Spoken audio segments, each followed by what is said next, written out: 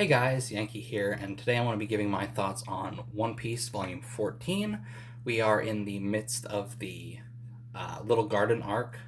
We get the bulk of it here in this volume. I haven't read Volume 13 in months, so I don't remember how much of that volume was specifically dedicated to Little Garden, but this volume here is basically most of it. It's pretty much the entire fight with Mr. 3, Mr. 5, and Miss Valentine who come back.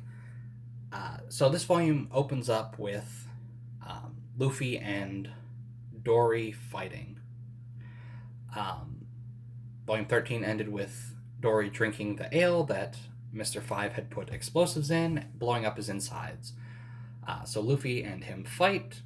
He is defeated because his insides just blew up.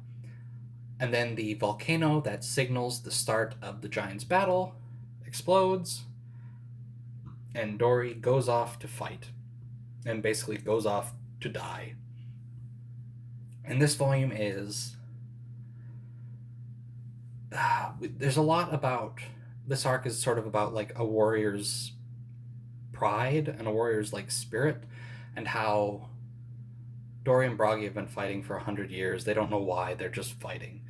And sort of how a lot of the Straw Hats sort of respect that because, like, again, it's a warrior's pride. They see it and they can sort of like connect with it, right?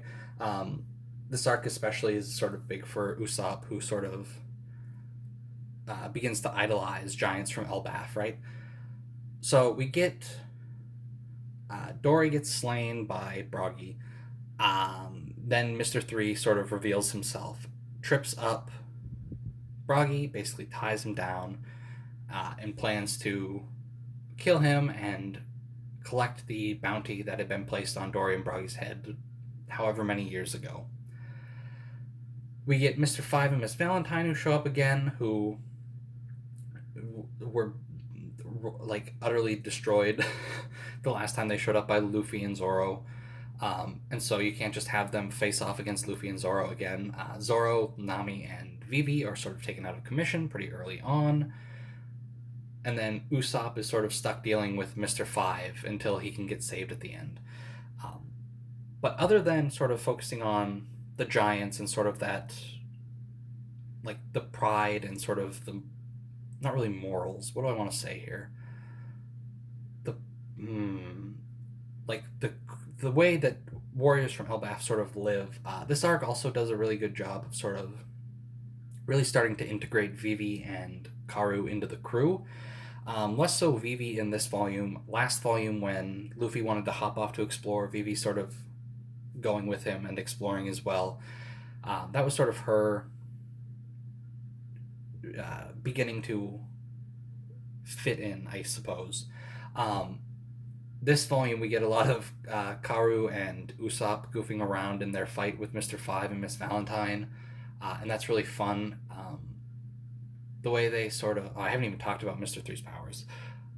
Basically, Mr. 3 has wax powers, and he wants to turn the Straw Hats that he's captured into wax figures. Usopp devises a plan to melt them by, like... He has a rope covered in oil that he's going to light on fire. That'll melt the Straw Hats that have become covered in wax, right? So he's basically there getting crushed by Miss Valentine, who's sitting on him, and her power is like she can manipulate her weight. And he just sends Karu off, and then they explode it. And it's fun. And like, yeah. So Usopp, while he didn't get a win, like I feel like this happens often with Usopp. He'll sometimes get a fight where he gets a clear victory, and then other times he'll be sort of on the brink and win in a different way. Like he didn't win this battle against Mr. 5 and Miss Valentine. After Zoro, Nami, and Vivi are melted, Zoro takes out Mr. 5, and then Miss Valentine is taken out by Nami and Vivi. So he didn't win the fight, but he still came out as like a winner in it, right? And I feel like this happens a lot for Usopp, where he doesn't really get... He does get a lot of fights, and he does win a lot of fights, but he's also given a lot of sort of other victories, right? I don't know how to describe what I'm saying. Alright, so Mr. 5, Miss Valentine, I don't know, they're kind of crap. I don't care about them. Mr. 3, his wax powers are neat, and the way he uses them is really fun. Oh boy, what is the girl's Miss Golden Week? Is that his partner? Her paint powers are also interesting, but not really. They don't really do a whole lot with it. She just sort of sits around for most of it. Mr. 3 is the one who really shines here, and later on when he comes back, I really love this character. But like even coming back here and just seeing him be like conniving and sort of having this plan of how he's going to have Broggy kill Dory, capture Broggy after the fact, and then sort of like take him out, collect the bounties. Like, he's smart. He's just easy to deal with. His powers are cool. Luffy figures out a decent way to deal with them though, and that is like he has wax powers, and his wax is, he says in this, is hard as steel. The problem is when the wax hits the wax, it shatters, and Luffy figures that out pretty early on in the fight. Um, and this is like a good example of Luffy sort of his inventiveness when fighting. Another example of this is Arlong Park, where he takes Arlong's teeth and puts them in his own mouth. Uh, Not as successful in that arc, but like here he's using Mr. Three's wax against him, where Mr. Three does like a it's like a cone that locks up the people's feet. So like it goes around their ankles. And it's just like a tube that goes around, and their feet are through it.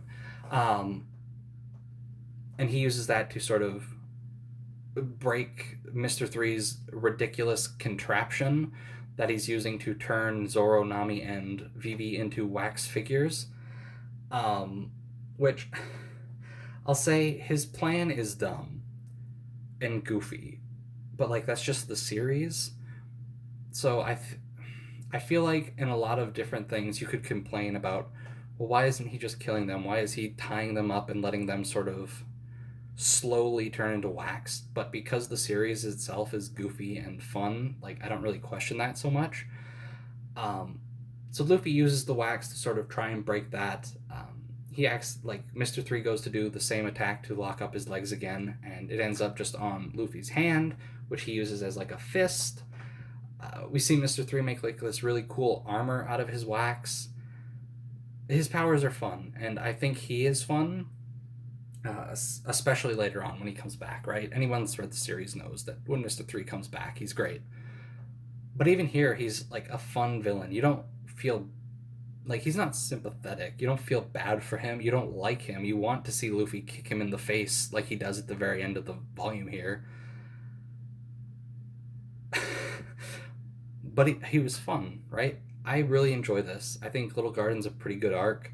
Um, I think at the very end, or I forget where it was exactly, Mr. Three talks about how like his plans can't just be bested by instinct or whatever. And so he runs into the woods, and there's all these wax figures that look like Mr. Three, and Luffy has to try and figure out which one the real one is, and he just attacks and he hits the real Mr. Three right off. And when Mr. Three asks how he knew that that was the real one, he just says it was instinct.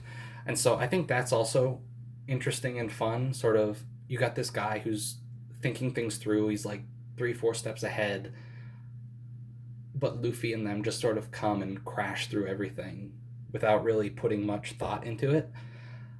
Yeah, this is a great volume. I like Little Garden. I like the Giants. I like Mr. Three. I think the rest of the Barrack Works members here are just sort of whatever. Mr. Five's got cool powers.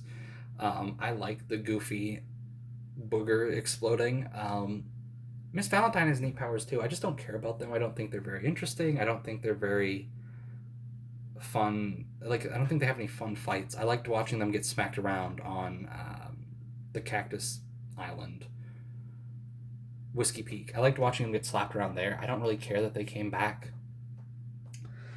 But yeah, that's gonna do it for this video. A good volume. Oh, wait, I forgot to talk about cover stories. The Koby and Helmeppo cover story is over.